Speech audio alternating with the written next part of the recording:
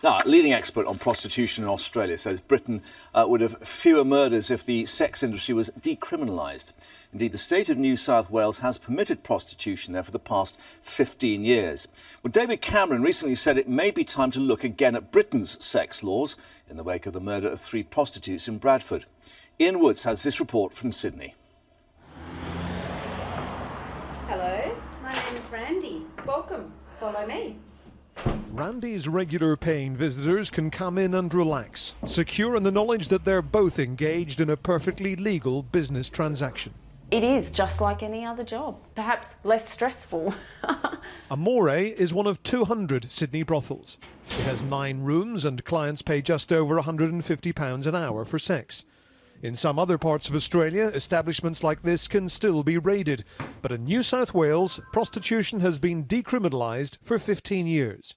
It is meant to be a relaxing environment. And when you're worried about things like police raids or, these kinds of things, or what's going to happen next, is someone going to bang on the door and rush in and arrest you, it's not relaxing. This brothel is on a busy main road, but there are smart residential apartments nearby and a park and children's play area opposite. Brothels need to follow council guidelines to get planning approval, but they haven't been banished to dark corners of the city. And the industry has its own association. I think we need to really consider what is the fear of what occurs in a brothel.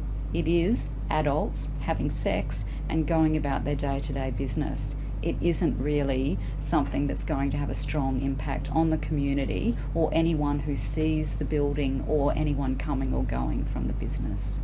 Street prostitution is also legal.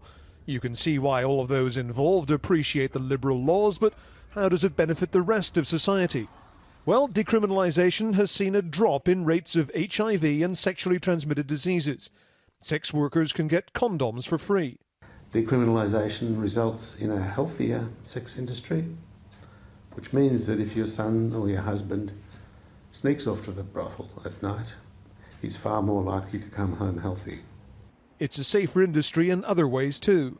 Legal status means it's no longer prone to police corruption and ties to the underworld. And though sex workers are still vulnerable to violence, they're more likely to report it.